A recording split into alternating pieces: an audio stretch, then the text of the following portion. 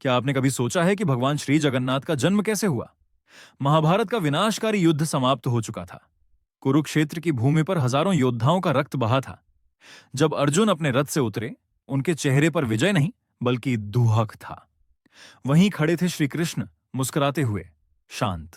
लेकिन उसी क्षण गांधारी ने क्रोध में उन्हें श्राप दिया। हे वासुदेव, जैसे मेरी 100 संतानों का नाश हुआ, वैसे ही तुम्हारा यदुवंश भी अपने ही हाथों से नष्ट होगा। समय बीतता गया। द्वारका एक समृद्ध नगर था, पर उस श्राप की छाया गहराती गई। एक दिन यदुवंशी राजकुमारों में आपसी झगड़ा हुआ और वो क्रोध में एक दूसरे का वध करने लगे।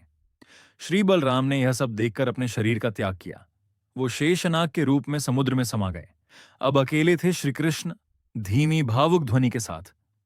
वो जंगल की ओर निकल पड़े, शांत रहने के लिए। वहां एक पीपल के वृक्ष के नीचे वो लेट गए।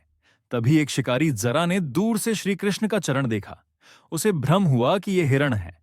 उसने बाण चला दिया और बाण सीधे श्री कृष्ण के चरण में लगा। श्री कृष्ण मुस्कुराए, उस शिकारी को बुलाया और कहा, तुम वही शिकारी हो जिसने राम के समय बाली का वध देखा था। अब मेरा समय पूरा हो गया है, चिंता मत कर। श्री कृष्ण ने वहीं अपने शरीर का त्याग किया।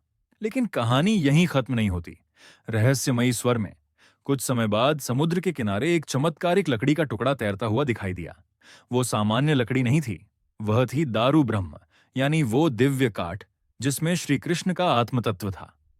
उड़ीसा के राजा इंद्रद्युम्न को स्वप्न में आदेश मिला, इस लकड़ी से भगवान की मूर्ति बनाओ, मैं स्वयं उसमें निवास करूंगा। राजा ने लकड़ी मंगवाई और मूर्तिकारों को बुलाया, लेकिन कोई भी उस लकड़ी को छू नहीं पाया। तब एक वृद्ध तपस्वी आया जो स्वयं भगवान विश्वकर्मा थे। उन्होंने शर्त रखी, जब तक मैं मूर्ति बनाऊं कोई द्वार ना खोले। दिन बीते, पर रानी को चिंता हुई। उन्होंने दरवाजा खोल दिया और आश्चर्य, मूर्तियां अधूरी थीं, बिना हाथ पैर के। पर तभी आकाशवाणी हुई, यही मेरा स्वरूप है, अधूरा नहीं अपार है, यही मैं हूं, जगन्नाथ। और उसी दिन जन्म हुआ भगवान श्री जगन्नाथ का। उनके साथ प्रकट हुए भाई बलभद्र, उजले रंग में, और बहन सुभद्रा, मधुर मुस्कान के साथ। 95 सेंटीमीटर ऊंचे, गोल चेहरे, बड़ी काजल लगी आंखें।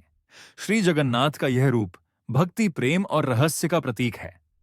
तो दोस्तों, यही थी वो रहस्यमयी कथा जो श्री कृष्ण के अंत से जुड़कर जगन्नाथ के जन्म तक जाती है। अगर आपको यह दिव्य कथा पसंद आई हो तो कृपया इस वीडियो को लाइक करें, चैनल को सब्सक्राइब करें और बेल आइकॉन दबाइए, क्योंकि अगली कड़ी में हम लेकर आएंगे भगवान जगन्नाथ की बाल लीलाएं और रथ यात्रा की शुरुआत।